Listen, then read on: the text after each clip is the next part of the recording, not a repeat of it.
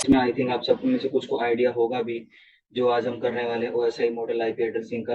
But जो भी कुछ नए हैं, ठीक है स्टूडेंट्स, उनका एक बार सारा हम एक बार दोबारा से एक बार बेसिक कवर करेंगे। ठीक है। Day two CCNA. सबसे पहला जाता है आपका ओएसआई मॉडल। क्लियर है। ओएसआई मॉडल कल हमने ओएसआई मॉडल के बारे में कुछ एक बार बातचीत करने की भी कोशिश करी थी कि ओएसआई और टीसीपी आईपी मॉडल में क्या डिफरेंस है। आप सब थे आई थिंक तब प्रेजेंट ना, कि नहीं थे? थे प्रेजेंट आप? ठीक है।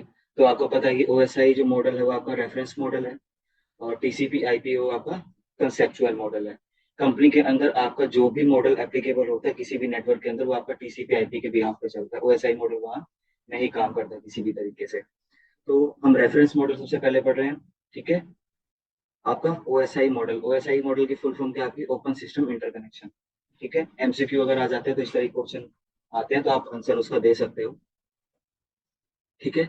OSI model open system interconnection model है, एक कंसेप्चुअल आपका एक फ्रेमवर्क है जो कि स्टैंडर्डाइज करता है, जो कि आपको ये बताता है कि किस तरीके से जो भी डेटा है वो ट्रांसमिट होना है डिवाइसेस में ओवर ए नेटवर्क। ठीक है। तो डेफिनेशंस अब आपकी आप देख सकते हो डेफिनेशन की। ओएसआई वही बार बार आ रहा है। ओएसआई आपका एक रेफरेंस मॉडल है। डेवलप किसने करा? आईएसओ ने करा। जो कि आपका ये डिस्क्राइब करता है कि नेटवर्क के अंदर आपका जो भी डेटा ट्रांसमिट होना है वो किस वे से होगा। क्लियर है ओएसआई मॉडल? ठीक है। अब ओएसआई मॉडल की 7 लेयर्स हैं। ठीक है। 7 लेयर्स हैं आपकी। इसके अंदर 7 लेयर पढ़ने से पहले हम दो तरीके की अप्रोचेस पढ़ेंगे इसमें, कि अप्रोच क्या होती है। ओएसआई लेयर की या नेटवर्क की दो अप्रोच होती है।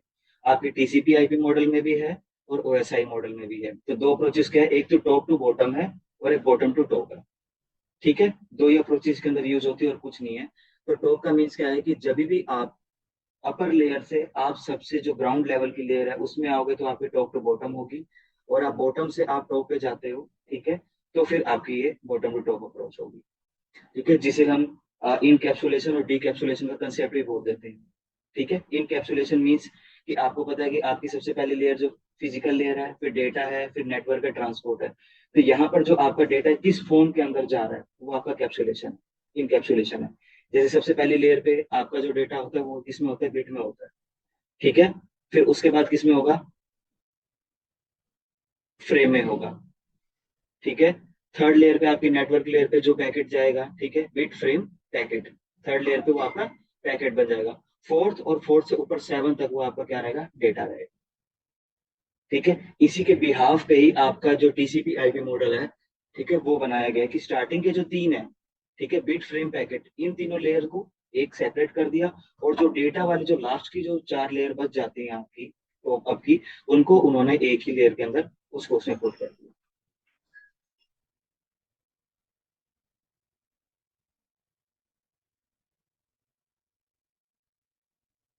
ठीक है। ये क्लियर हो आपका? अप्रोचेस क्लियर होगी। टीसीपी आईपी मॉडल को कैसे बनाएगा वो आपको पता लगे कि इनकैप्सुलेशन डीकैप्सुलेशन के कंसेप्ट पे टीसीपी आईपी मॉडल को बनाया गया है कि स्टार्टिंग के जो तीन है, ठीक है, उनको सेम का सेम रखा, क्योंकि वहीं पर ही हमारा जो पूरा का पूरा जो डेटा है टोटल वहीं का वही हमारा कंबाइन होता है बिट फ्रेम पैकेट्स के अंदर। उसके बाद एक लेयर टीसीपी आईपी के अंदर बना दी गई, वो कंप्लीटली कंप्लीट आपकी डेटा की है। क्लियर है ये आपको? ठीक है। तो सबसे पहले हम बॉटम से पढ़ेंगे। आपका आ जाता है फिजिकल लेयर। ठीक है। तो आपको नेम से ही पता लग रहा है कि ये फिजिकल है। जितनी भी हार्डवेयर काइंड ऑफ डिवाइसेस जो इनिशियली कनेक्ट होती है, जैसे आपके वायर्स हैं, हब हैं, ठीक है, ये सारी आपकी फिजिकल लेयर के अंदर आती है। और आपको पता है कि आपका कंप्यूटर है, जो भी डेटा वो रीड करता है वो आपको बाइनरी में करता है 0 और 1। ठीक है। अब आपको आपका नेटवर्क एस्टेब्लिश करना है या कोई भी आपको वायर करना है तो सबसे पहले आपका कंप्यूटर ही रीड करेगा, और कंप्यूटर रीड किस में करता है? हमेशा 0 और 1 में। तो इसीलिए इसको बिट वाली हम लेयर बोलते हैं। ठीक है। क्योंकि सबसे पहला डेटा आपकी ओएसआई लेयर के अंदर आ रहा है, फिजिकल लेयर पे आ रहा है, आपके मेन कंप्यूटर से कनेक्शन बनाने की कोशिश कर रहा है, तो वहां पर सबसे पहले उसके बनेंगे बिट। ठीक है। नेक्स्ट आ जाता है आपका डेटा लिंक लेयर। ठीक है। डेटा लिंक लेयर आपका जो भी डेटा है उसका फॉर्मेट डिफाइन करती है कि वो किस फॉर्मेट में होना चाहिए। ठीक है। एग्जाम्पल के लिए जैसे इसके अंदर आपका एरर कंट्रोल भी होता है। ठीक है। एरर चेकिंग वगैरह, आपका जितनी भी मैक एड्रेस वगैरह, जो भी हम डिवाइसेस के जो हम फिजिकल एड्रेस हम लगाते हैं मैक एड्रेस, वो आपका इसी लेयर पे कंबाइन होता है। आपका जो स्विच है, ठीक है, अनमैनेज जो स्विच हम कल बात कर रहे थे, वो भी आपका लेयर 2 के ऊपर आपका काम करता है। ठीक है। उसके बाद आता है आपकी नेटवर्क लेयर। ठीक है। नेटवर्क लेयर क्या करती है? कि ये आपके जो भी सबसे इनिशियल में बिट बना, बिट से आपका बिट आपस में मिलके उन्होंने क्या बनाया, एक फ्रेम बनाया, डेटा फ्रेम बनाया, और वो फ्रेम ने मिलके क्या बनाया, एक पैकेट बना दिया। ठीक है, तो पैकेट आपका कौन सी लेयर पे प्रोसेस होगा, थर्ड लेयर पे, नेटवर्क लेयर पे। और आपकी जितनी भी इंटरनेट से कनेक्टेड डिवाइसेज है उनकी जो भी आईपी एड्रेसिंग होगी, ठीक है, किसको आईपी क्या देना है, स्टैटिक देना है, डायनेमिक देना है, जो भी आईपी का आपका सिस्टम है वो सारा का सारा आपकी नेटवर्क लेयर पे होगा। क्लियर है इसके अंदर? ठीक है, उसके बारे में और एक्सप्लेनेशन हम आगे भी नेक्स्ट स्लाइड्स में कर लेंगे। उसके बाद आता है आपका ट्रांसपोर्ट लेयर। ट्रांसपोर्ट लेयर में कम्युनिकेशन कैसे आपका ट्रांसमिट होगा। दो तरीके के इसके अंदर प्रोटोकॉल काम करते हैं आपके, टीसीपी और यूडीपी। टीसीपी और यूडीपी, टीसीपी मतलब आपका क्या होता है, ट्रांसमिशन कंट्रोल प्रोटोकॉल, और यूडीपी आपका यूजर डेटाग्राम प्रोटोकॉल। ठीक है, समझ आ रहा है ना प्रॉपर? ठीक है, ट्रांसमिशन कंट्रोल प्रोटोकॉल जो है वो आपका कनेक्शन ओरिएंटेड है। ठीक है, और यूडीपी जो है आपका कनेक्शन लेस है। तो कनेक्शन ओरिएंटेड और कनेक्शन लेस में कोई मुझे डिफरेंस बताएगा आप में से? ये हमने पढ़ तो लिया कि कनेक्शन ओरिएंटेड है, कनेक्शन लेस है, तो इसके पीछे मेजर डिफरेंस क्या है कि ये कनेक्शन ओरिएंटेड क्यों है?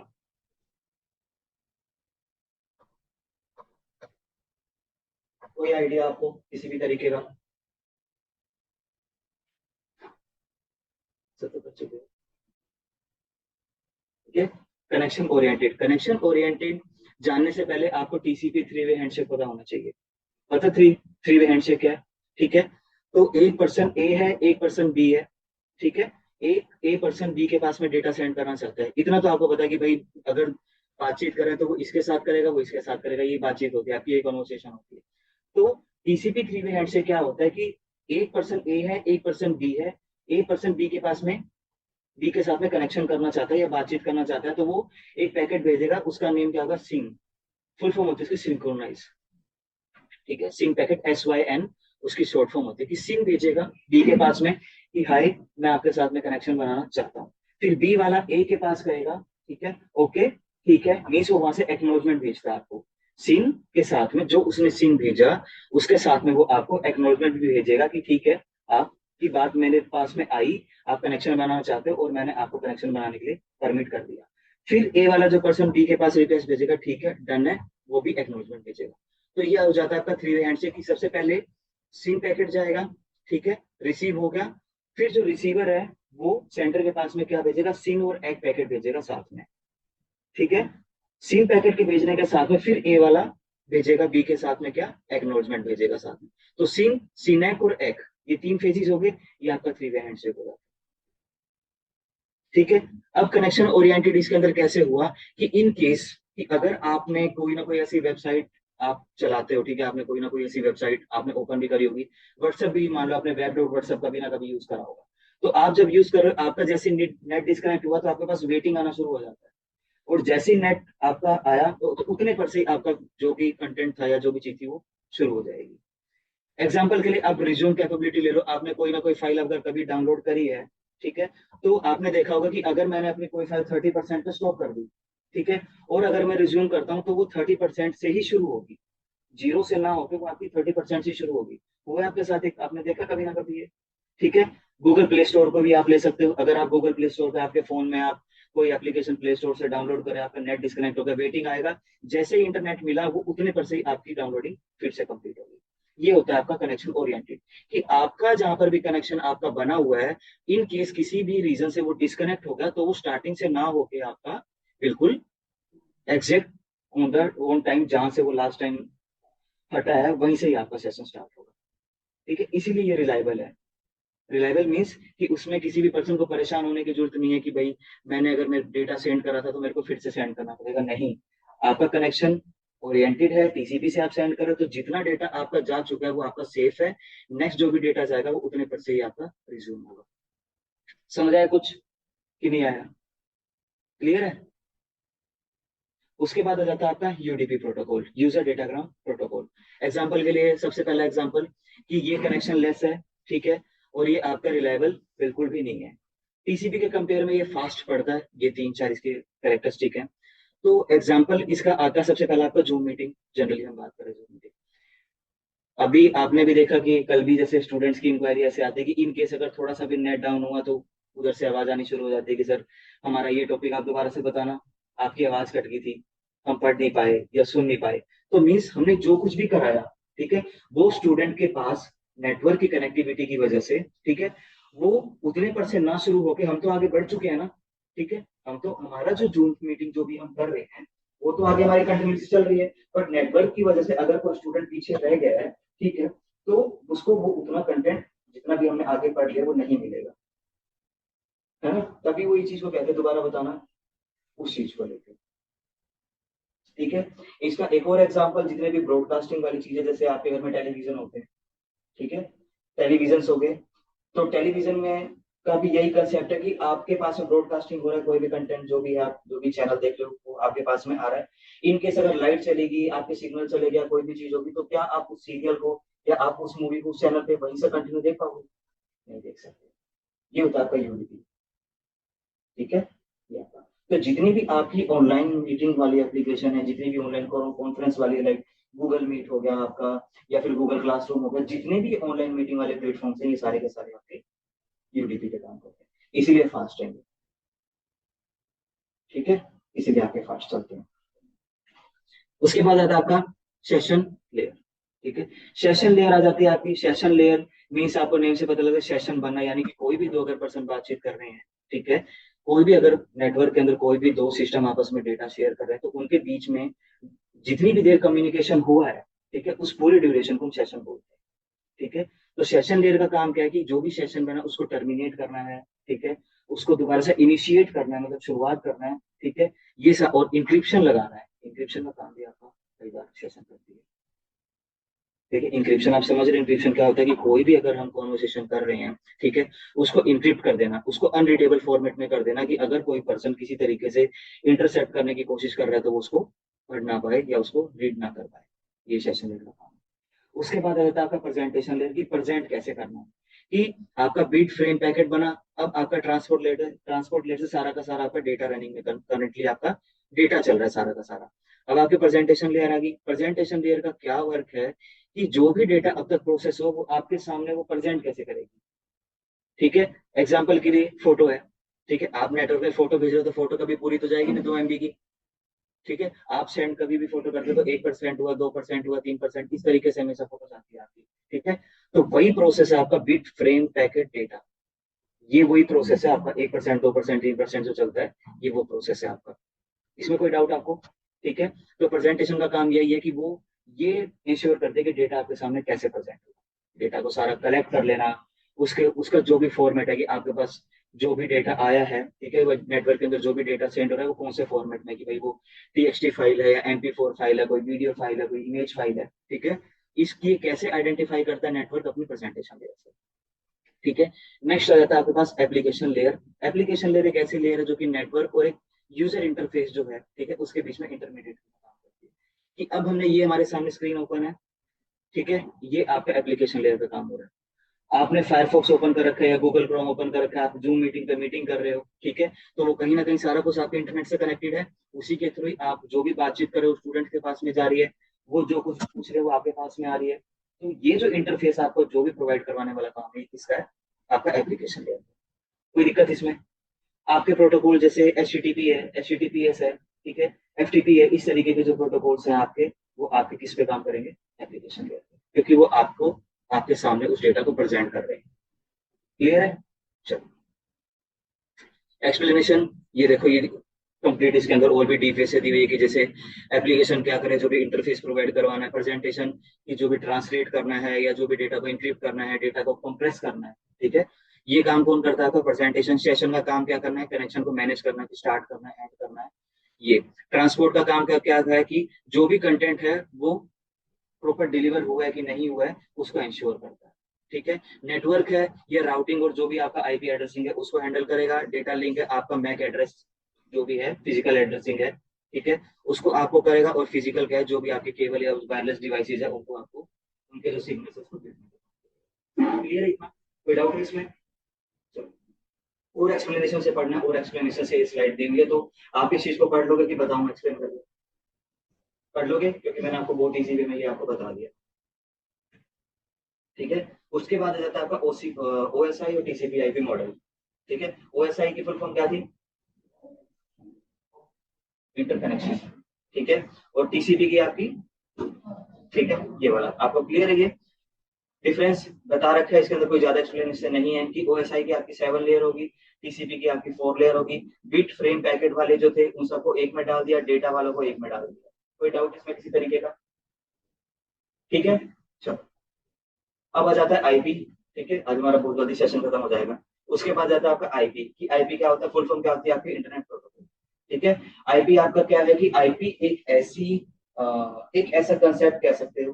ठीक है, एक ऐसा एक रेफरेंस है। ठीक है, जो कि क्या इंश्योर करता है कि जो भी डिवाइस नेटवर्क के अंदर कनेक्टेड है उनको यूनिक एड्रेस मिला हुआ है कि नहीं। ठीक है, वो जो यूनिक एड्रेस मिला हुआ है, जो भी राउटर ने दिया है या स्विच ने दिया है, जैसे भी नेटवर्किंग में उस डिवाइस को जो भी एड्रेस मिला है, एक यूनिक एड्रेस मिला है, यूनिक आइडेंटिफायर मिला है, उसको हम आईपी बोलते हैं। क्लियर है? ठीक है, दो टाइप के होते हैं, आपको ये पता है, IPv4 और IPv6। हम जो अपने नेटवर्किंग या कंप्लीट जो CCNA के अंदर या बड़ी बड़ी कंपनीज के अंदर जैसे भी हम एप्लीकेबल करेंगे, अप्लाई करेंगे, या एज ए नेटवर्क एडमिनिस्ट्रेटर अगर आप कहीं पर भी प्रोफाइल लगते हो, तो जो भी आप जिस प्रोटोकॉल पे काम करोगे वो आपका IPv4 ही होगा, IPv6 पे कोई काम नहीं करेगा। क्लियर है? ये IPv4 से सिक्योर है, हम मान सकते हैं, उससे फास्ट भी है, उससे रिलायबल भी है, हर तरीके से है। बट ये सबसे ज्यादा कॉम्प्लेक्स है। अगर आपको अपने डिवाइसेस के अंदर IPv6 एड्रेस की पूरी नेटवर्किंग करनी है, तो वो आपको समझने के लिए भी हार्ड हो जाएगी, और जो समझाएगा उसके लिए भी हार्ड हो जाएगी। इसको सेटअप करना बहुत मुश्किल है, बहुत ज्यादा मुश्किल है। ठीक है, तो दो तरीके के आईपी एड्रेस, मतलब मीन्स हमने आईपी के जो भी टाइप्स होते हैं वो समझ लिए हमने, कि उसके दो टाइप होते हैं, IPv4 और IP6, वर्जन 4 और वर्जन 6। क्लियर है? अब आईपी एड्रेसिंग की बात कर लेते हैं। आईपी एड्रेस आपके भी इसके अंदर दो टाइप के हैं, आपका एक पब्लिक और एक प्राइवेट। ठीक है, पब्लिक और प्राइवेट आपको क्लियर है कुछ? आई थिंक ये भी पब्लिक और प्राइवेट भी क्लियर होगा। प्राइवेट आईपी क्या होगा? जो आपको अपने लोकल नेटवर्क से मिल रहा है। नॉर्मल सी डेफिनेशन है, जो आपको आपका राउटर दे रहा है। लाइक राउटर का गेटवे है, उसको इंटरनेट मिला हुआ है क्लास सी का एड्रेस उसे मिला हुआ है 192.168.1.1 उसका गेटवे है। ठीक है, और उसके साथ में जितनी भी डिवाइसेस कनेक्ट होती जाएंगी, ठीक है, राउटर क्या होगा, DHCP के थ्रू उसको ऑटोमेटिकली नया आईपी असाइन करता जाएगा, हर एक मशीन को यूनिक आईपी एड्रेस देता जाएगा। तो आपका क्या एड्रेस होगा? तो इसके अंदर कोई दिक्कत? सिंपल सा है बिल्कुल, कि जो भी राउटर आपको आईपी प्रोवाइड कर रहा है DHCP के थ्रू, जो भी आपको एड्रेस मिलता है वो होता है आपका प्राइवेट आईपी। और पब्लिक आईपी क्या होते हैं? पब्लिक आईपी आपके ऐसे आईपी होते हैं जो कि आप ग्लोबली आप कहीं से भी एक्सेस कर सकते हो। अब मेरी मशीन का अगर आईपी क्लास सी का है, ठीक है, लाइक 1.43 है, तो क्या मैं इसको किसी दूसरे नेटवर्क के अंदर जाके पिंग कर सकता हूँ? नहीं कर सकता। ठीक है, पिंग हम तभी कर पाएंगे अगर जब हम उसी सेम नेटवर्क के अंदर हों, या फिर ग्लोबली आईपी या फिर ग्लोबल आईपी हमें मिला हुआ हो। ठीक है, तो आपका पब्लिक आईपी क्या है, कि पब्लिक आईपी भी आपका एक यूनिक आईपी है, और पूरा का पूरा वो इंटरनेट के थ्रू एक्सेस किया जा सकता है। ये हमें ISP प्रोवाइड करवाता है, हमारा इंटरनेट सर्विस प्रोवाइडर। ठीक है, ये हमें प्रोवाइड करवाता है, और ये आपकी किस लिए यूज करा जाता है? आपके डिवाइस को आइडेंटिफाई करने के लिए। ठीक है, किस लिए, कैसे, कि इनकेस अगर आपने कोई फ्रॉड कर दिया, कोई गलत काम कर दिया, ठीक है, तो आईपी तो किसी का भी हो सकता है, लाइक कि आप 0.48 जैसे आप सब आप में से किसी को असाइन हुआ, तो आपके अलावा अगर कोई पर्सन आया बाय चांस, उसे जो 0.40 उसे भी असाइन हो सकता है। ठीक है, उसे भी असाइन हो सकता है, इसमें तो कोई दिक्कत नहीं है ना।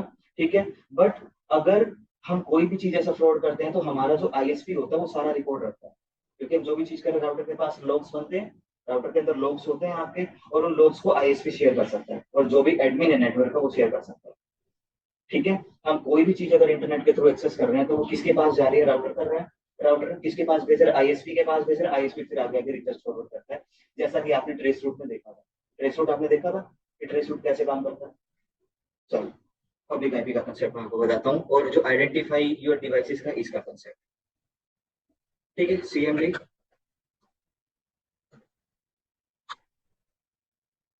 ठीक है, ट्रेस रूट के लिए हम ट्रेस RD लिखते हैं।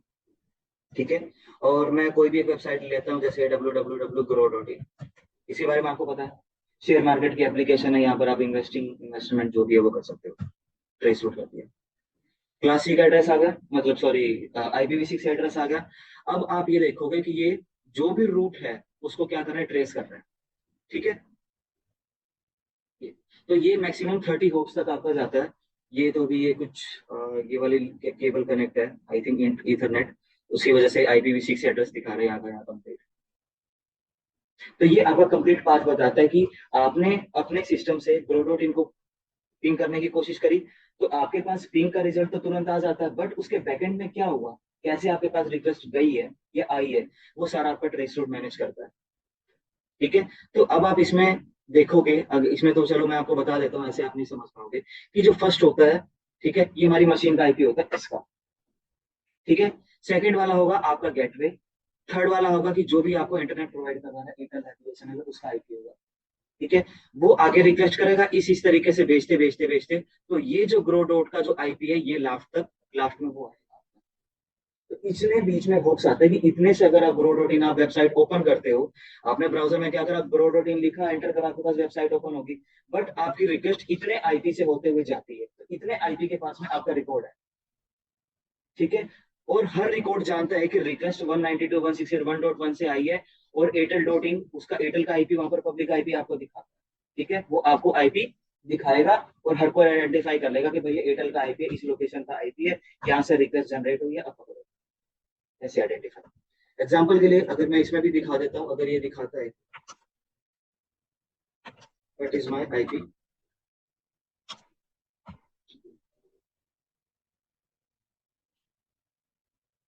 तो आई थिंक ये भी मेरे को लगता है कि IPv6 एड्रेस ही दिखाएगा।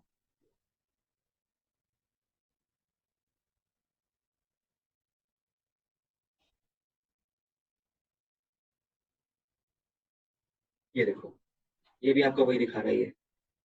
ठीक है। अब ये वाला जो आईपी है आपका V4 का, ये आपका पब्लिक आईपी है। ठीक है। IPv4 और IPv6 दोनों आपको एड्रेस दिख रहे हैं। ठीक है। और अगर इस ये वाला आईपी को हर कोई ग्लोबली एक्सेस कर सकता है, तो देखो ये बता रहा है कि जियो का इंटरनेट लगा हुआ है, इसका जो मेन हेड ऑफिस हो सकता है वो मुंबई महाराष्ट्र में हो सकता है, उसकी जियो लोकेशन भी आपको यहाँ पर दी हुई है। तो हमारा आईपी क्या है, C165 है ना। तो एक बार देखें ट्रेस रूट में ये आ रहा है 165। इसके अंदर ये पब्लिक आईपी नहीं उठा रहा, वही दिक्कत आ रही है ना इसके अंदर। ये आईपी भी उठा रहा है सारे, ये B6 उठा रहा है, और इसकी कॉन्फ़िगरेशन समझना थोड़ा सा हार्ड हो सकता है। बाय बाय द वे यहाँ पर IPv4 एड्रेस ही आपके मोस्टली फ्लैश होते हैं। ये सारे आप रिक्वेस्ट देखना चाहिए, तो ये सारा आपका लास्ट तक चलता रहेगा। और आपकी जो भी वेबसाइट थी ग्रो डॉट इन का, जो भी IPv6 एड्रेस था, देखो वो लास्ट में आपका आ गया। तो इन इन होप से होके, इन इन सर्वर से होके आपके पास में आपकी पिन की रिक्वेस्ट जनरेट होती है। ठीक है। और इनमें से जितने भी आपके आईपी आएंगे, एक जगह पर नहीं, ये पूरे वर्ल्ड के अंदर अलग अलग लोकेशन के हो सकते हैं, और हर के पास में इंक्वायरी है कि भाई ये आईपी जो आया है वो जियो से आया है। ठीक है। जियो ने इसके पास भेजा, इसके पास जियो का रिकॉर्ड है, इसके पास में इसका रिकॉर्ड है, ऐसे ऐसे करके एक बैग में सबके पास एक दूसरे का रिकॉर्ड होता है। इसलिए आप इजिली आइडेंटिफाई हो जाते हैं। VPN, लोग कहते हैं कि मैं VPN लगा लेंगे, VPN हमें ट्रेस नहीं कर सकता, VPN हमारे आइडेंटिटी को सीक्रेट रखेगा, ये भी होता है कि उसमें आप कहीं ना कहीं आप पकड़े जा सकते हैं। क्योंकि इतने सारे कंट्रीज हुए, किसी ना किसी कंट्रीज के साथ में हमारा इंडिया का जो है साइबर जो भी कंटेंट है वो शेयर होता है। जैसे पाकिस्तान, बांग्लादेश, चाइना के साथ हमारी साइबर सिक्योरिटी की कोई पॉलिसी नहीं है। ठीक है। इसलिए हम उनके ऊपर खुले अटैक करते हैं। बट अगर आप यूएस की बात करो, कोई दूसरे कंट्री की बात करो, तो उनके साथ में हमारी साइबर सिक्योरिटी पॉलिसी, अगर कोई भी इस तरीके का स्कैम होता है, तो हम उनको आईपी दे सकते हैं और उनमें डिटेल बताएंगे। ये होता है आपका IPv4 ट्रेस रूट और वीपीएन ट्रेसिंग का कंसेप्ट। ठीक है। पब्लिक और प्राइवेट। हाँ जी बताओ। पढ़ोगे अभी, कोई बात नहीं। कंप्लीट लिनक्स ओएस आएगा, उसका टेल ओएस, उसके वो कंप्लीट उसी चीज के लिए यूज करा जाता है जो हैकर्स यूज करते हैं। ठीक है। पब्लिक आईपी आपको पता लग गया, प्राइवेट आईपी आपको पता लग गया। प्राइवेट आईपी की रेंज 3 क्लासेस होती है, ABC। ठीक है। ABC के लिए आपको ये पता है कि ये आपका 10 सीरीज का होगा, और ये 172 और 192 ये आपके कंप्लीटली रिजर्व होते हैं। ठीक है। ये प्राइवेट आपके आपके आईपी होते हैं। आप अगर अपने राउटर के साथ में कनेक्ट हो, स्विच के साथ में, मतलब राउटर के साथ में कनेक्ट हो, आपको जो भी इंटरनेट प्रोवाइड करवाएगा वो इन्हीं किसी में से रेंज में से होगा, और किसी रेंज का हो ही नहीं सकता। ठीक है। E और F हमारे काम का नहीं होता, क्योंकि वो मल्टीकास्टिंग और रिसर्च पर्पज या जो भी उसके लिए यूज होगा। तो ABC के लिए ये वाले जो आईपी रेंज है वो आपके प्राइवेट आईपी के लिए रिजर्व है। कोई दिक्कत इसमें? क्लियर है बिल्कुल? ठीक है। IPv4, IPv6 आपको पता है टोटल हमारे इस तरीके का कुछ स्ट्रक्चर होता है। ठीक है। आपका कितने बिट का होता है, 32 बिट का होता है। 32 बिट का होता है, उसमें आपके 4 ऑक्टेट होते हैं। मतलब आप देखोगे कि 172, 16, 254 और 1, ये हर डॉट के बाद में ये टोटल 4 ऑक्टेट है। हर ऑक्टेट जो है वो आपका 8 बिट का होता है। ठीक है। और यही 8 बिट जो है, यही आपके डिफाइन करते हैं कि आपके नेटवर्क जो भी है या जो भी आपका गेटवे है, ठीक है, जो भी आपका कह सकते हैं हम कि जो भी आपका नेटवर्क है, उसके अंदर कितने सिस्टम कनेक्ट हो सकते हैं, ठीक है, कितने आईपी कनेक्ट हो सकते हैं, वो आपका यही चीज आपको बताती है। ठीक है, चल, ये आपको पता लग गया। इसके अंदर कुछ ज्यादा कुछ है नहीं। नेक्स्ट आता है IPv6। ये आपका 128 बिट का होता है। कुछ इस तरीके से इसका स्ट्रक्चर है। देखो कि स्टार्टिंग है 4 आपके कुछ इस तरीके से है, और आपका जीरो जो है वो जो भी सिस्टम के साथ में जब अटैच होगा तो कुछ होगा तो होगा। ये मेरे को भी आइडिया नहीं है इसका, ठीक है, टू बी ट्रू। तो IPv6 आपका है, बस आपको इतना ध्यान रखना है कि 128 बिट का होता है। क्लियर है? चलो, स्टेटिक और डायनेमिक आईपी, ये भी आई थिंक आपको क्लियर होगा कि आपको DHCP क्या प्रोवाइड करवाता है, डायनेमिक प्रोवाइड करवाता है कि वो रैंडमली आपका चेंज हो सकता है। आपका कोई फिक्स नहीं है कि आज आपने अपनी मशीन को लॉगिन किया, आपको आईपी मिल गया 1.43 192.168.1.43 आपको आईपी मिल जाए। ठीक है, आपने कल कनेक्ट किया, हो सकता है आपको कल 47 मिल जाए, आपको 53 मिल जाए, मतलब आपका वो फ्लक्चुएट हो रहा है, आपका वो चेंज हो रहा है रैंडम। ठीक है, बट स्टेटिक के कंसेप्ट में क्या होता है कि स्टेटिक के अंदर हम क्या करते हैं कि उसी नेटवर्क के अंदर हमें जो भी एक पर्टिकुलर आईपी चाहिए, ठीक है, अनअसाइन, जो कि असाइन किसी को नहीं हो रखा, तो आप वो सेटअप कर सकते हो और हर बार आपका आईपी वही होगा। ठीक है, ये आप कर सकते हो इसके अंदर अपना स्टैटिक आईपी और डायनेमिक आईपी का सेटअप। ये आपको बता रखा है फुल फॉर्म की स्टैटिक आईपी क्या है। ठीक है, आप अपने कंप्यूटर की नेटवर्क सेटिंग को जो है कॉन्फ़िगर करते हो। ठीक है, इस तरीके के एड्रेस जो रेयर होता है, और आगे बता रखा है कि ये गुड अंडरस्टैंडिंग हमें नहीं देता, ये बात की बात है। ठीक है, इसका हमसे कोई मतलब नहीं है। बट मेन कंसेप्ट क्या है कि अगर आप ये चाहते हैं कि बार बार मेरी मशीन का आईपी ना चेंज हो, एक फिक्स रहे, तो फिर आप उसके लिए स्टैटिक राउटिंग कर सकते हो, स्टैटिक आईपी उसको दे सकते हो। डायनेमिक वो आपका रैंडम चेंज होगा, उसके ऊपर हमारा कोई भी कंट्रोल नहीं होता है, उसका कंट्रोल राउटर के पास में होता है। क्लियर है? इसके अंदर कोई डाउट आपको? आईपी की क्लासेस 5 क्लासेस होती है, ABCDE। अभी जो इसके अंदर आई हुई है, अभी सिर्फ आपके आगे 4 आईपी बताए हुए हैं। तो सबसे पहला जाता है आपका 0000, 4 बार जीरो दिया हुआ है, तो ये आपका होता है डिफॉल्ट नेटवर्क, डिफॉल्ट रूट भी बोल देते हैं इसको। ठीक है, डिफॉल्ट रूट। अगर हमारे मशीन के साथ में कोई भी नेटवर्क कनेक्ट नहीं है, कुछ भी नहीं है, तो ये जो डिफॉल्ट रूट है, ये हमेशा इनेबल आपका रहता है। ठीक है, ये आपको कोई आईपी वगैरह कोई भी चीज असाइन नहीं करेगा, जस्ट यहाँ पे टैक्सी पर्पस के लिए भी आप इसको यूज कर सकते हैं डिफॉल्ट वे के या डिफॉल्ट नेटवर्क के भी पे। उसके बाद आपका 255 ये वाला आपका ऑपरेट आ गया, जिसको हम सबनेट भी बोल देते हैं आपका।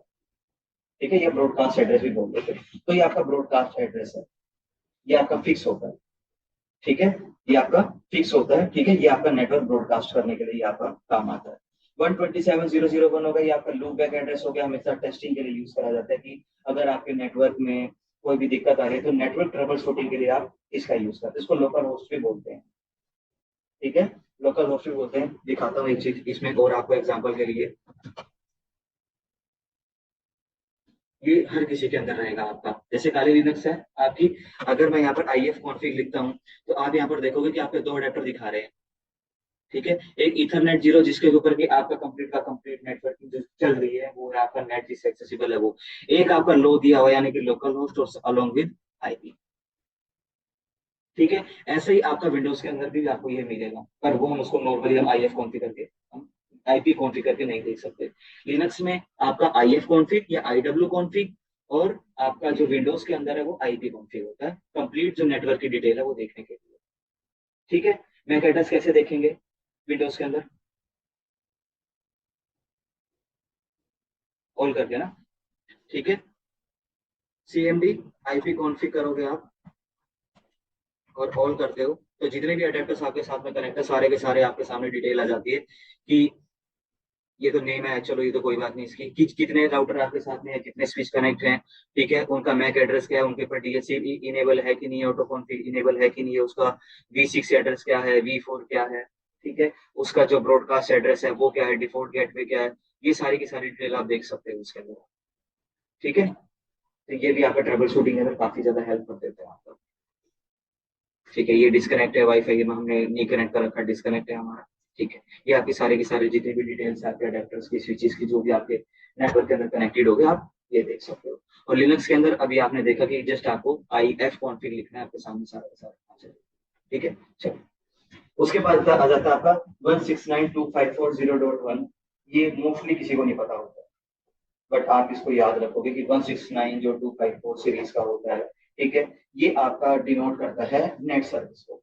नेट आपको पता होना चाहिए कि नेटवर्क एड्रेस ट्रांसलेशन होता है, फुल फॉर्म इसकी नेटवर्क एड्रेस ट्रांसलेशन होती है। ये आपका आईपी किस केस में काम करता है? आपको पता है कि डीएचसीपी का काम क्या है कि वो नए जितने भी सिस्टम्स है उनको ऑटोमेटिकली आईपी असाइन करता है, ठीक है।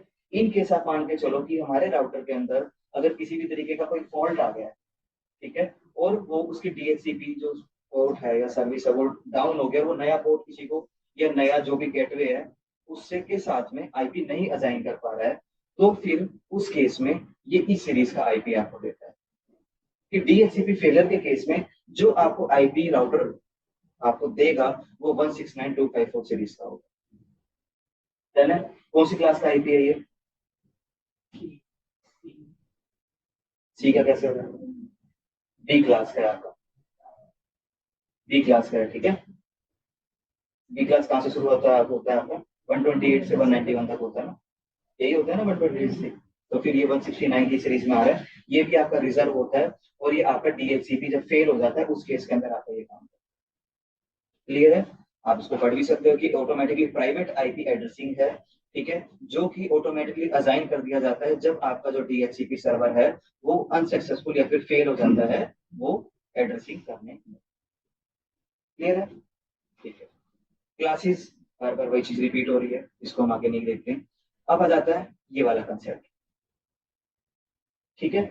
ये वाला कंसेप्ट आपका आ जाता है कि आप ए बी सी डी को मत देखो, आप ए बी सी क्लास में आ जाता है, तो नेटवर्क आईडी और होस्ट आईडी आपको दी हुई है, ठीक है। तो ये देख लो, आप ऐसे समझो इस तरीके से कि आपके जो प्राइवेट आईपी हैं, ठीक है, प्राइवेट आईपी को आप मत देखो, ए बी सी और आपके क्लास के हैं, एबीसी आपकी 3 क्लास में। आप देखोगे कि जो फर्स्ट आपका किस सीरीज से शुरू होता है, 10 से शुरू होता है, ठीक है, 10 to 126 आपका आईपी चलता है क्लास ए का। तो उसके अंदर जो पहला ऑक्टेट जो होता है क्लास ए के अंदर जो पहला ऑक्टेट होता है वो आपका रिजर्व होता है और बाकी सारे आपके जीरो, यही होता है आपका, ठीक है। क्लास ए के अंदर सिर्फ आपका जो पहला ऑक्टेट है, ठीक है, वो आपका फिल होगा और बाकी सारे आपके ब्लैंक होते हैं, ठीक है। नेक्स्ट आ जाता है आपका क्लास बी का। क्लास बी में स्टार्टिंग के जो 2 रहते हैं, ठीक है, वो आपके रिजर्व होंगे और बाकी दोनों के दोनों ब्लैंक होंगे। तो जो रिजर्व होते हैं उन्हें हम क्या बोलते हैं? आपका नेटवर्क आईडी भी बोल देते हैं, नेटवर्क पोर्शन भी बोल देते हैं। जो आपके ब्लैंक हैं, जो जीरो है बिल्कुल, उन्हें हम होस्ट पोर्शन बोल देते हैं। इतना क्लियर है आपको? तो आपको ये पता लगे कि क्लास ए के अंदर कितने नेटवर्क पोर्शन है? 1 है, और होस्ट पोर्शन 3 है। क्लास बी के अंदर आपके 2 होस्ट है और 2 ही आपके नेटवर्क होते हैं। क्लास सी के अंदर आपके 3 नेटवर्क, यानी कि स्टार्टिंग के जो 3 ऑपरेटर आपके फुलफिल रहेंगे, लास्ट का जो आपका आपका वो कंप्लीटली ब्लैंक रहता है, ठीक है। तो 3 नेटवर्क के और 1 होस्ट के आपके किसमें होगा? क्लास सी के अंदर। कोई डाउट इसके अंदर आपको? क्लियर है ये चीज? चलो, यही वो चीज दी है कि 1 नेटवर्क बाकी 3 उसके, 2 नेटवर्क 2 होस्ट के और 3 नेटवर्क के होस्ट के, ये इसके अंदर कंसेप्ट किया हुआ। अब आ जाता है आपकी क्लास ए कि क्लास ए के अंदर आप कितने आईपी असाइन कर सकते हो, ठीक है, उस चीज का आपको है कंसेप्ट। तो इसका असाइन करने का आपको एक चीज ये फॉर्मूला याद करना है, इसका ये वाला कि 2n-2, ठीक है, कि जितने भी आपके होस्ट के, ठीक है, जितने भी आपके होस्ट के बिट आपके बचते हैं, ठीक है, जैसे क्लास 10 है, क्लास ए है, तो उसके अंदर आपके होस्ट के बिट कितने हैं? क्लास ए की बात कर रहा हूँ, ठीक है। आपके उसके अंदर कितने हो गए? आपके 24 हो गए, ठीक है। अब आप उन 24 को इस अकॉर्डिंग करोगे कि आप 25 से एक ऑक्टेट में आपके कितने होते हैं? आपके 256, उनका कॉम्बिनेशन कितना होता है आपका? 256। जनरली हम 0 to 255 होता है, आपको आपने ब्रॉडकास्ट एड्रेस देखा है तो आपका 255 तक होता है। तो हम जो लेके चलते हैं वो 0 to 255 लेके चलते हैं, यानी कि 256 हुआ आपका। तो और आपके क्लास ए में कितने ऑक्टेट खाली हैं? 3 है, ठीक है। तो 256 इंटू 256 इंटू 256, तो इनको आप जब मल्टीप्लाई करोगे तो जो आपके पास में वैल्यू आएगी, ठीक है, उसमें से आप 2 माइनस करोगे और उतने मीन्स आप उसके अंदर सिस्टम्स ऐड कर सकते हो। इतना क्लियर है आपको? इतना पता है ना? नहीं पता इस चीज का? ये देख लो, ये इस वाले चीज को देखो, 2 की पावर 24, ठीक है। एक ऑक्टेट में आपके कितने बिट होते हैं? 8 बिट होते हैं। और क्लास ए के आईपी में आपके कितने ऑक्टेट खाली हैं? 3 ऑक्टेट खाली हैं, ठीक है। एक ऑक्टेट आपका 8 बिट का होता है, तो 3 ऑक्टेट कितने हो गए आपके? 24 के हो गए, समझ लो 24 के हो गए आपके 3 ऑक्टेट, इतना तो क्लियर है ना आपको, 24 के हो गए। तो ये जो फॉर्मूला है वो आपको समझना पड़ेगा कि 2 की पावर होस्ट, यानी जितने भी होस्ट खाली हैं माइनस में 2, ये फॉर्मूला आपका फिक्स है। ठीक है, अगर आपको ये निकालने हैं कि कितने कंप्यूटर्स, कितने नेटवर्क, ठीक है, या कितने सबनेट हैं वो मेरे नेटवर्क के अंदर कनेक्ट हो सकते हैं, तो ये फॉर्मूला होता है कि आपका कि 2 की पावर होस्ट माइनस में 2। ठीक है, तो होस्ट बिट आपके कितने 24 हैं, तो 2 की पावर 24 हमने कर दिया, माइनस में 2 हमने कर दिया।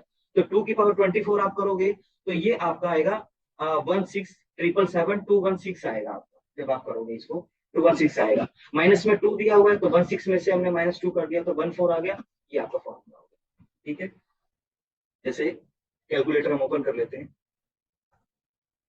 ठीक है, 256 और आपका इंटू में 256, इंटू में 256, ये आ गया आपका 16,277 777,216 आ गया आपका। अब फॉर्मूला क्या होता है आपका, 2 की पावर होस्ट माइनस में आपका 2 हो गया। तो आपकी जितने भी 24 होस्ट है वो ये आए हैं, और अगर हम उसमें -2 कर दे तो 14 हो जाएगी, 214 हो जाएगा। यही आपका इसके अंदर दिया हुआ है कि इतने होस्ट जो है हम इसके अंदर ऐड कर सकते हैं। समझ आया?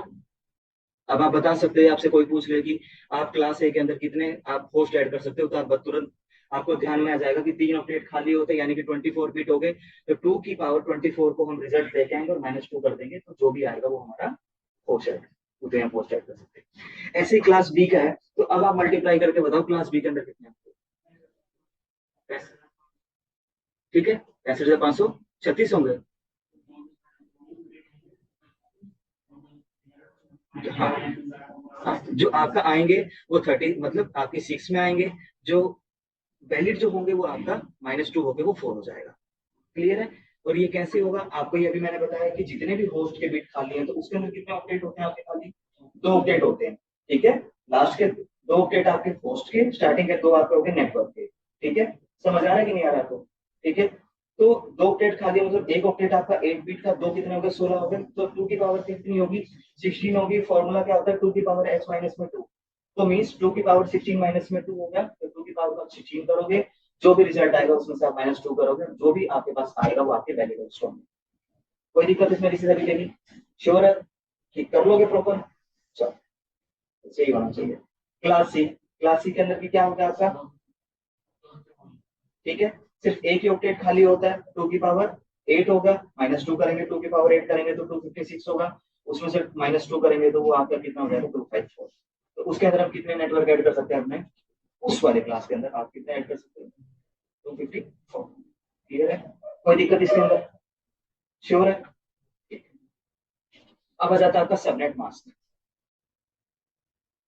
ठीक है, अब आ जाता है आपका सबनेट मास्क की, क्या होता है आपका सबनेट मास्क। कि सबनेट मास्क भी एक 32 बिट का नंबर है जो कि आईपी एड्रेस को डिवाइड करता है नेटवर्क पोर्शन में और होस्ट पोर्शन में। तो ये भी अब आपको बताने की जरूरत नहीं, आप तुरंत समझ गए कि क्लास ए का आपको नेटवर्क का पता, होस्ट का पता है कि 1 रिजर्व है, 3 ब्लैंक है।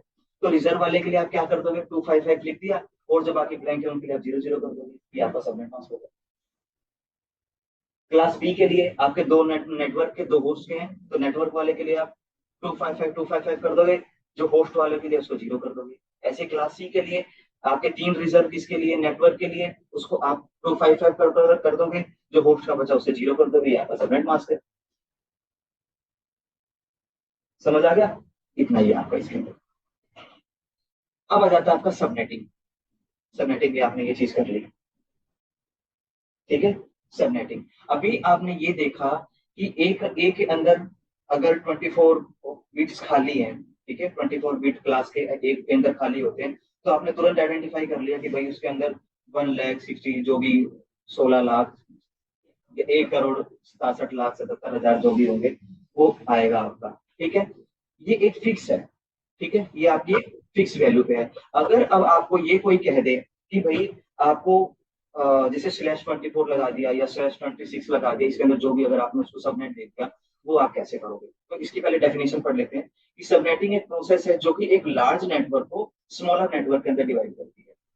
ठीक है, एग्जाम्पल अब आप यहाँ से देखो कि आपको एक आईपी एड्रेस दे दिया 192.168.1.10। ठीक है, तो आप इसके अंदर आप इजीली आप आइडेंटिफाई कर लोगे कि नेटवर्क का पार्ट कौन सा, होस्ट का पार्ट कौन सा। कर लोगे आइडेंटिफाई? कैसे करोगे? इसका नेटवर्क का पार्ट कौन सा है? आगे के तीन है, जो लास्ट का वो क्या पार्ट होगा आपका? होस्ट का पार्ट होगा। अब सबनेट मास्क भी आप इसका निकालोगे, क्लास सी का है तो 25500 ये होगा, ठीक है। और इसके साथ में 24 आपको किस लिए दिया हुआ है, ठीक है, जितने उसके साथ में आपके कंबाइन है, ठीक है। अब आपको कोई क्यों कह दे कि आपको या फिर 36 दे दे, ठीक है, या आपको 32 दे दे और फिर कह दे कि आपको सबनेट मास्क फाइंड आउट करना है, फिर कैसे करोगे? क्योंकि सबनेट मास्क तो आपका नेटवर्क वाले बिट के ऊपर चलता है। तो अब यहाँ पर जो जीरो है, तो इस जगह पर आपको सबनेट मास्क फिल करना है, वो कैसे करोगे? आपको यहाँ पर एक वैल्यू फिक्स करनी है। आपने नेट होस्ट तो निकाल लिए, अब आपको नेटवर्क फाइंड आउट करना है, तो कैसे करोगे?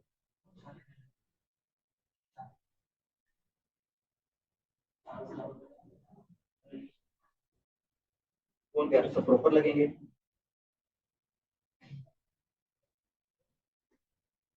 चलो, अब इसके अंदर तो मैं बाकी स्टूडेंट क्लास में ले रहे हैं, फॉर्मूला समझ लो, ठीक है। आपको अभी इसका एग्जांपल मैं बताता हूँ। होस्ट निकालने का फॉर्मूला क्या था? वैलिड होस्ट निकालेगा 2 की पावर h, जितने भी माइनस में 2 कर दिए उसे होस्ट निकल जाएंगे। अब आपको अगर नेट उसके सबनेट निकालने हैं, कितने नेटवर्क हम उसके अंदर ऐड कर सकते हैं, तो उसका फॉर्मूला क्या होता है, ठीक है, उसका फॉर्मूला क्या होगा कि जितने भी आपको सबनेट दे दिए गए, जैसे मैंने आपको कह दिया कि 2 की पावर आपको 29 निकालना है, कि उसके अंदर कितने आपके सबनेट लग जाएंगे, ठीक है। तो हमें पता है कि पूरा का कंप्लीट ऑक्टेट हमारा कितना बिट का होता है, 32 बिट का होता है, और मैंने आपको कहा है कि आपको 29 का निकालना है, ठीक है। तो आप क्या करोगे, 32 में से आप 22 को 29 को आप क्या कर दोगे, माइनस कर दोगे, ठीक है। 32 में से आप 29 को माइनस कर दोगे, कितने बच गए, 3 बच गए। और 3 में से फिर आप 2 माइनस करोगे, कितने बच गए, 1 बच गया, ठीक है। और फिर आप उस एक को सेटअप कर दोगे उसको। नहीं समझे? और 3 - 2 आया, -2 करेंगे और बचेगा वो फिर 8 आया, -2 करेंगे 6 बचा, उसमें 6 सोर्स खाली रहेंगे हमारे, और जो 32 वाले रहेंगे उसमें सारे फिल रहेंगे। 32 में तो सारे फिल रहेंगे आपके। ये वाला मैं कह रहा हूँ आपको, इसके अंदर माइनस पहले करते हैं, ये देख लो, इस अकॉर्डिंग देखो आप, ये देखो ना, मैं आपको इस अकॉर्डिंग कहने की कोशिश कर रहा हूँ, ठीक है, कि 2 की पावर मान लो 29, आपके टोटल बिट कितने होते हैं, 32 होते हैं, ठीक है। तो 32 में से जहां पर अगर इसने 24 दिया होगा, तो आप यहाँ पर क्या माइनस करोगे, 29 माइनस करोगे। तो 32 में से जब आप 29 माइनस करोगे, तो आपके कितने बचे, तीन तीन बिट बच गए आपके, ठीक है। 3 बिट बच गए, और फिर आपकी उसकी 2 की पावर जो है 3 को आप करोगे और -2 करोगे, वो होस्ट निकालने का। बट मैं आपको नेटवर्क निकालने की बात कर रहा हूँ, होस्ट का तो पता ही है ना हमें कि 2 की पावर होस्ट निकालने का। मैं आपको नेटवर्क निकालने की बात कर रहा हूँ। नेटवर्क के अंदर आपका डायरेक्ट ये फॉर्मूला है कि आपके 32 में से आप माइनस कर दोगे, जो भी बचे, ठीक है, उसको आप कंबाइन करोगे इस तरीके से। देखो मुझे एक बार पेन दिखाओ आपको, आपके ऑब्जेक्ट आपके रिजल्ट कैसे होते हैं ये, जैसे क्लास सी का है, ठीक है। तो आपको पता है कि आपके साथ एक ऑब्जेक्ट है, यानी कि 1 2 3 4 5 6 7 8। सबसे पहला वाला आपका होता है आपका 0 2 4 6 8 16, ऐसे होगा, श्योर है? क्या होगा, तो कहाँ गलती करी है मैंने इसमें?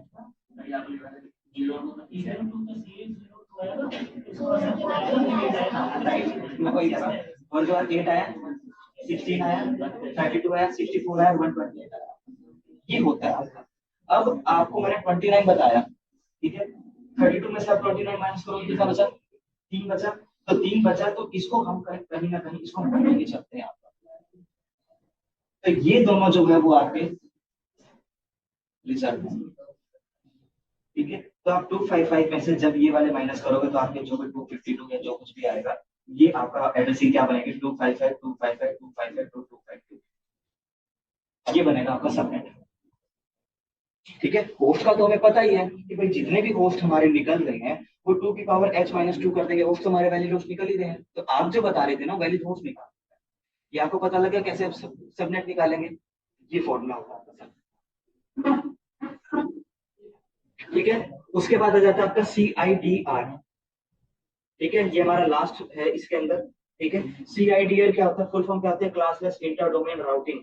ठीक है, ये आपका राउटिंग किस लिए यूज होता है, CIDR किस लिए यूज होता है कि ऐसे बहुत सारे आईपी होते हैं, बहुत सारे नेटवर्क होते हैं कि जैसे मैंने अभी ये वाला राउटर लगा रखा है, जैसे मैंने नहीं लगा रखा, चलो उन्होंने लगा रखा है, इसकी रेंज कितनी है, 256 तक जा सकता है। ठीक है, 256 जाएगा। और अभी हमको जैसे 10 स्टूडेंट है, 20 है, 50 है, 100 है, तो आईपी कितने रिजर्व हुए, सिर्फ 100 रिजर्व हुए, और बाकी जो है वो तो वेस्ट ही हुए ना। ठीक है, तो उस वेस्ट को कंट्रोल करने के लिए हम CIDR का यूज करते हैं। ठीक है, उसको यूज करने के लिए हम CIDR का आपका कंटेक्स्ट यूज करते हैं। इतना ही इसके अंदर डेफिनेशन है, इतना ही। और ये जो सबनेट और जो होस्ट निकालने वाला ये जो सारा प्रोसेस हमने एक्स्ट्रा बिट का जो करा है, कि आप देखो क्लास ए के अंदर जो आपका रहता है, क्लास ए के अंदर वो आपका क्या रहेगा कि आईपी आया, उसके साथ में स्लैश क्या लगा, 8 लग गया। बी वाला आया, उसके लास्ट में /16 लग गया, जो भी आपके खाली होते हैं। ठीक है, मतलब जो भी खाली नहीं, जो भी नेटवर्क पे होते हैं। सी की बात करोगे तो आपका 24 लग गया, ये तो आपके रिजर्व है ना। अब आपको यही कह रहा हूँ कि अगर आपको कोई 31 कह दे तो इसको जो मैनेज करेगा, कंप्लीट काम होगा, वो भी आपका CIDR करता है। क्लियर है, ये आपका आईपी एड्रेसिंग कंप्लीट, इतना ही है ना।